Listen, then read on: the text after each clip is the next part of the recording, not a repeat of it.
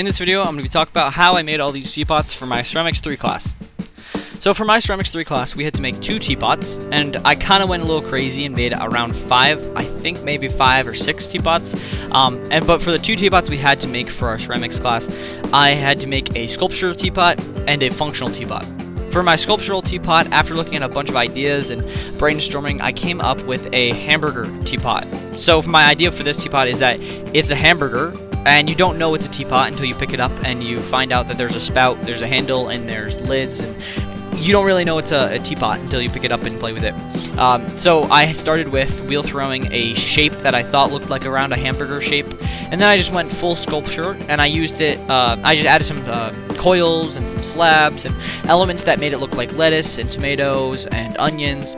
And then for the handles, because we still had to have a lid, a handle, and a spout on it, for the handles I added 2 onions that were like coming out of the hamburger, and those were like where you would add the bamboo handle. I'm not sure if I'll add a handle on it, but it just met the requirement that there was still a handle on it. For the lid, it was the top bun, so you just take off the top bun and that was the lid. And then for the spout, I added a very simple hole. It's obviously not supposed to be functional because you would never use this teapot just to drink tea out of. It's just to go up on a shelf. It's kind of like a goofy, funny teapot. And I think it did come out pretty funny, and you can see the comedy in the teapot.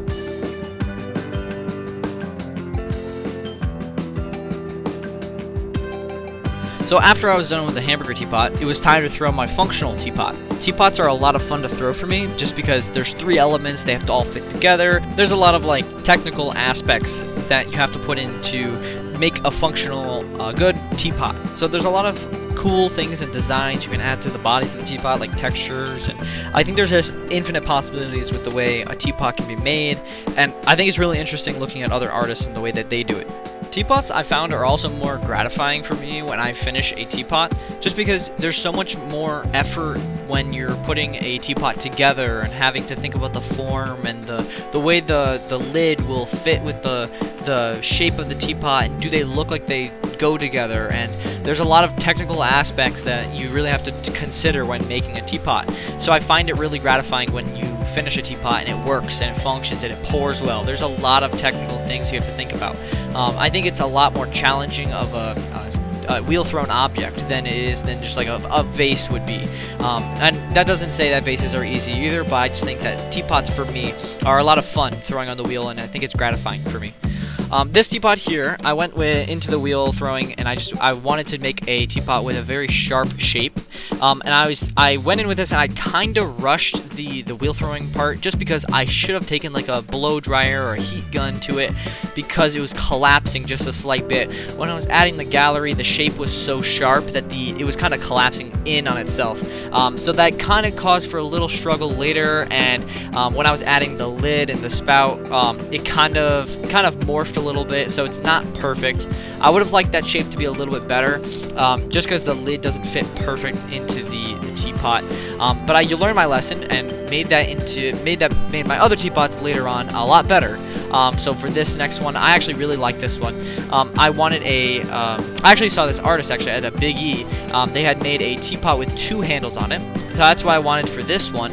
I don't know why they have 2 handles on it. I just think that it was for function, so it was like easier to hold when you're pouring the tea, which I think is a good idea. But I guess we'll see what the function of the 2 handles will be once once it's fired, and I'll try it out and try holding it and pouring it. I think I'll figure out if it's easier or just not unnecessary. I'll figure that out later, I guess. But yeah, I really like the shape of that one. It has a very narrow neck and a very wide base. I think that shape of a teapot's pretty satisfying and pretty easy to throw. I really like that shape. So this next one, don't get too attached to it. So what happened was, I was going to throw a teapot, realized I had too much clay, and so I was like, oh, maybe I'll just throw a vase instead, because if the clay wants to be a vase, it should just be a vase. I shouldn't force it into a teapot. And then I had to cut it off because it was so unbalanced and uncentered. So I was like, alright, well, it's going back to a teapot body. And I threw a teapot body I was like pretty happy with. And I was like, okay, that looks nice. It's a nice spiral teapot body. And so I threw a lid that I thought matched, which I experimented with lids, and they have a bunch. I added like a weird shape to this lid. Had a weird knob at the top of the lid that was like very tall and kind of an extravagant lid with a lot of pattern. And then I added a nice cup to it which had a spiral, and then of course I had the spout for the teapot too. I had this all on a bat sitting between the two wheels, a wheel that was next to me. I had adjusted where the cup was sitting on the bat, and then moments later the entire bat collapsed and fell on the ground face down. All of my work for the last 2 hours just gone to scrap.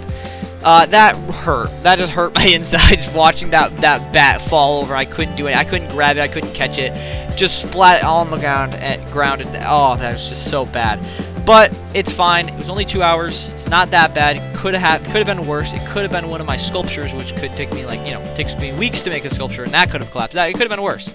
So what I did was I re-wedged the clay, took it as a learning experience, just learned from that. It was good practice, and then I went ahead and I threw a very simple teapot shape that I knew was going to work out, just so I could get something done for that day.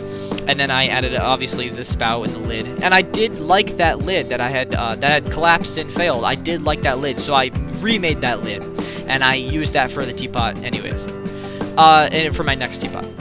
This teapot here is actually one of my favorites. I was inspired by Jim Connell. He makes these really cool teapots. I would say check out his website. I'll leave the link in the description. But he has these really cool teapots and vases where he uses a rib, and on the wheel he adds a spiral.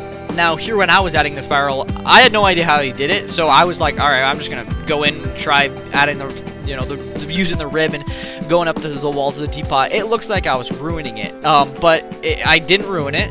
I fixed the rim once it was wobbling so much, and I just kept going in with the rib and smoothing it out. Went in with a sponge too, but it really came together when it was off the wheel, and I let it leather hard just a little bit. I fixed and added some more. I went in with my rib a little bit more off the wheel, and then I cleaned it all up a lot, so it really refined that shape, or that spiral along the side of the teapot, which looks really nice actually. This was one of my favorite teapots I made, and I'll definitely try to do another teapot with this spiral. I think it's just super cool. He does Jim Connell does his work. He does like spirals with ribs on vases and a bunch of teapot colors, and he's a very talented artist. That's really cool. His teapot was really cool. My ceramics teacher had brought in a book with a bunch of teapots in it, like sculpture teapots and functional teapots, and Jim Connell was in that book. And I saw that spiral teapot. I was like, okay, I'm doing that teapot. That is so cool. So this is my interpretation of, or like my rendition of his teapot work, or he was my inspiration for these. So, and then after trimming it up a little bit and fixing up the spiral, this is what I had. And this was without a handle, but I did add a overhead handle later on. And then I have all my teapots. I had a lot of fun with this project. I hope you guys enjoyed, and I will see you guys in the next one.